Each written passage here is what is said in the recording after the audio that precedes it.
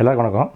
நான் இப்போ தான் வந்து பார்த்தீங்கன்னா பரிமளா அண்ட் கோ படம் பார்த்துட்டு வந்தேன். பரிமளா, பராசக்தி, மதுமிதா, சுதந்திரம் இந்த கேரக்டர்களுக்கு அவங்களுடைய குணாதிசயங்களுக்கு ஏற்ற மாதிரி தான் நடிகர்களை வந்து நடிக்க வச்சுருக்காங்க. ஒரு மிடில் கிளாஸ் கதை இது. அதுக்குள்ளே வந்து பார்த்திங்கன்னா அவங்களுடைய மைண்ட் செட்டப்பு, அவங்க வந்து ஒரு மிடில் கிளாஸ் லைஃப்பில் ஒரு பிரச்சனையை எப்படி ஹேண்டில் பண்ணுவாங்க, அவங்க லைஃப் எப்படி இருக்கும், ஒரு விஷயத்தை எப்படி அணுகுவாங்கன்றதை ஓரளவுக்கு நல்லாவே வந்து நிறைய விஷயம் கொண்டு வந்திருந்தாங்க. ஒரு கொலை, பல பேர் மேலே சந்தேகம், ஒருத்தன் பண்ண பாவத்துக்கு யாரோ கொடுத்த தண்டனையாக தான் பார்க்கப்படுது. அது பாவிக்கு தண்டனை கொடுத்த ஒரு அப்பாவியை தர்ற கதையா இல்லை அவனும் ஒரு பாவியா அப்படின்றது தான் இந்த படம் நமக்கு சொல்லிக்குது. நோ ட்ரக்ஸ் நோ சினிமா, அந்த டன்னில் இந்த படமும் ஒன்று. ஒரு போதைப்பொருள் சம்மந்தமாக இருக்கும், ஒரு கொலையும் இருக்கும். அதை வச்சு தான் இந்த காமெடி ட்ராமாவை அவங்க மேக் பண்ணியிருக்காங்க. எனக்கு தெரிஞ்சு ட்ரக்ஸு வந்து பயன்படுத்தி இறக்குறவங்களோட ட்ரக்ஸுக்கு எதிராக போராடி இறக்குறவங்க தான் எனக்கு தெரிஞ்சு சமீப காலமாக நம்ம பார்க்குறோம். ஏன்னா அது அந்தளவுக்கு வந்து பார்த்திங்கன்னா ஒரு மூர்க்கமான ஒரு விஷயமாக பார்க்கப்படுது. இப்போ அதை வந்து இந்த படத்தில் ஒரு முக்கியமான இடத்துல மென்ஷன் பண்ணியிருந்தாங்க. ட்ரக் ஃப்ரீ சொசைட்டிக்கான ஒரு முக்கியமான மெசேஜ் வந்து இந்த படம் போகிற சொல்லிட்டு தான் போகுது. அது உண்மையாக அவங்கள பாராட்டி ஆகணும் நம்ம இந்த டீமை. ஆனால் தொடர்ந்து இவங்க வந்து ட்ரக்ஸ் விற்கிறவங்க, ட்ரக்ஸு கடத்துகிறவங்க இவங்கெல்லாம் பார்த்திங்கன்னா சென்னையிலையும் பட்டின பக்கத்தில் தான் இருக்காங்கன்ற மாதிரி தான் நிறைய படத்தில் காட்டிடுறாங்க. ஏன் வேறு எந்த ஊரில் இல்லையான்னு எனக்கு தெரியல. எனக்கு டைரக்டர் அந்த கதையை அங்கே செட் பண்ணப்போ எனக்கு வந்து ஏன் அங்கே செட் பண்ணாங்கன்ட்டு நிறைய கேள்விகள் இருந்துச்சு. பட் படம் பார்க்குறப்ப நமக்கு தோன்றது என்னென்னா இது ஒரு ராங் பொலிட்டிக்கல் தான் நான் சொல்லுவேன் கண்டிப்பாக நான். ஏன்னா தொடர்ந்து வந்து ஒரு வட சென்னை, பட்டினப்பாக்கம் இந்த ஏரியாவே வந்து பார்த்திங்கன்னா டார்கெட் பண்ணி தான் சமீப கால படங்களில் வந்து எடுத்துகிட்டு இருக்காங்க. அவங்க எல்லாருமே மேக்ஸிமம் காட்டுறது என்னென்னா ரொம்ப மோசமானவங்கள தான் சித்தரிச்சிட்டு இருக்காங்க. அது ஏன் இந்த இந்த இந்த அந்த மக்கள் மேலே இது ஒரு உண்மையாக தான் நான் பார்க்குறேன். நான் ட்ரக் ஃப்ரீ சொசைட்டிக்காக இன்னொரு சொசைட்டியை இப்படி காலி பண்ண நினைக்கிறது வந்து எந்த விதத்தில் நான் எனக்கு தெரியல. எனக்கு அதுக்கப்புறம் டைரக்டர் பாண்டியராஜ் வந்து ஒரு இன்டர்வியூ ஒன்று சொல்லியிருந்தார். பஞ்சதந்திரம் படத்தில் வந்து பார்த்திங்கன்னா நகைச்சுவை பண்ணுன்றதுக்காகவே வந்து அவங்க நகைச்சுவை பண்ணியிருப்பாங்க. ஆனால் எங்கள் படத்தில் வந்து பார்த்திங்கன்னா அந்த நகைச்சுவை வந்து கதையோட ரொம்ப இயல்பாக இருக்கும். யோகி பாபு கூட பார்த்திங்கன்னா அவர் அடிச்சது நகைச்சுவை பண்ணலாம் அடிச்சிருக்க மாட்டாங்க. அந்த கதையோடைய இயல்பாகவே அது யதார்த்தமாகவே நகைச்சுவை வந்து அமைஞ்சிடும் சொல்லியிருந்தார். அப்போல்லாம் கிடையாது. இதுலேயும் இந்த படத்துலையும் பார்த்திங்கன்னா நகைச்சுவைக்காக தான் நிறைய வேலை பண்ணியிருக்காங்க. அது ரொம்ப திட்டமிட்டு தான் பண்ணியிருக்காங்க.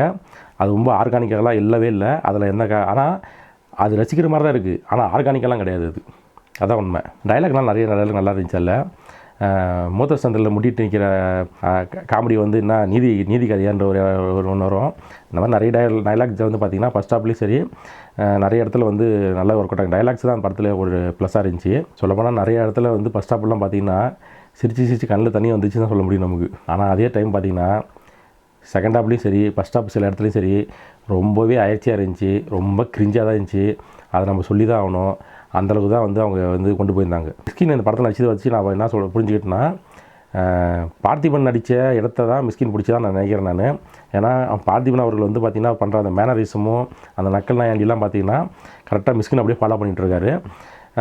நமக்கு நிறைய படம் வந்து பார்த்திபன் அவருடைய நடிப்பில் இந்த மாதிரி நம்ம வந்து இப்போ நக்கலையாண்டி அவருடைய பாடி லாங்குவேஜெலாம் பார்த்து பழகிச்சு நமக்கு. ஒரு நாள் இந்த கதைக்கு வந்து அவரே போட்டால் வந்து அது ஒரு அயற்சி கொடுக்குமேன்னு சொல்லிட்டு கூட டைரக்ட் மிஸ்கினை பயன்படுத்திருப்பாங்க நான் நினைக்கிறேன். நான் அதை தாண்டி மிஸ்கினை பற்றி சொல்லி ஆகணும். அந்த படத்தில் கிளைமேக்ஸில் one of the best acting தான் சொல்ல முடியும். நம்ம அந்த இடம் ரொம்ப நெகிழ்ச்சியாக இருந்துச்சு, ரொம்ப எமோஷனலாக இருந்துச்சு. அந்த இடம் மிஸ்கின் வந்து பார்த்திங்கன்னா ரொம்ப நல்லா பண்ணியிருந்தார். இன்னும் சொல்லப்போனால் செகண்ட் ஹாப்லாம் கதையை வளைச்சி எங்கெங்கே கொண்டு போகிறாங்க. அது வந்து மூவே ஆகலை. அவங்களுக்கு ஒரு கதை செட் பண்ணிட்டாங்க. அந்த கதையை எப்படி மூவ் பண்ணுறது, அடுத்த கட்டத்துக்கு எப்படி கொண்டு போகிறது தெரியாமல் ஒரே இடத்துல நின்று இருக்குது. அது நமக்கு சில இடத்துலாம் பார்த்திங்கன்னா ரொம்பவே ஆயிடுச்சு. அதெல்லாம் அதை கண்டிப்பாக அவங்க தவிர்த்துருந்தாங்கன்னா கட் பண்ணியிருந்தாங்கன்னா அந்த படம் 1.5 மணி நேரம் படம் தான் எனக்கு தெரிஞ்சு கேட்டால். 2 மணி நேரம் 18 நிமிஷம் கிட்ட ஓடுது. அவ்வளோலாம் எனக்கு தெரிஞ்சு தேவையில்லை தான் நினைக்கிறேன் நான். ஏன்னா அவ்வளோ நிறைய ஆயிடுச்சியான சீன்கள் தான் இருக்குது. அதுவும் ரசிக்கிற மாதிரிலாம் எதுவுமே கிடையாது. கடைசியாக மிஸ்கினை வந்து வெள்ளை செட்டில் வந்து பரிமளா அவங்க வீட்டில் வந்து போயிட்டு என்கொயரி பண்ணார். அந்த இடம் செம்ம நல்லா இருந்துச்சு, நல்லா நகைச்சுவை இருந்துச்சு. நான் சொன்னேன் இல்லைங்க, படத்தில் நிறைய நகைச்சுவை ஒர்க் அவுட் ஆகிருக்குது, நல்லாவே இருக்குது. அதில் எனக்கு எந்த மாற்ற கருத்து இல்லை. ஆனால் நிறைய ஆயிடுச்சியும் கொடுக்குது நமக்கு, ரொம்ப கிரிஞ்சாகவும் இருக்குது நிறைய இடம்லாம். அதெல்லாம் இவங்க எந்த அளவுக்கு இது பண்ணி எடுத்தாங்கன்னு சொல்லி தெரியல. ராங் பொலிட்டிக்கலாகவும் இருக்குது. அதாவது பொதுவாக பார்த்தீங்கன்னா வச்சுங்களேன், ஒரு பிரியாணி கடைக்கு போகிறீங்கன்னா அந்த பிரியாணி கடையில் கடை சொல்லுவார், எங்கள் கடையில் பிரியாணி தாங்க ரொம்ப பெஸ்ட்டு அப்படின்னு. எல்லா கடையிலையும் எல்லா பொருள் இருக்கிறவனுக்கும் அவன் பொருள் தான் பெஸ்ட்டுன்னு விற்பான். ஏன்னா அவன் தயாரிக்கிறது அதை விற்கணும், அதுக்காக என்னென்னா சொல்லுவாங்க அவங்க.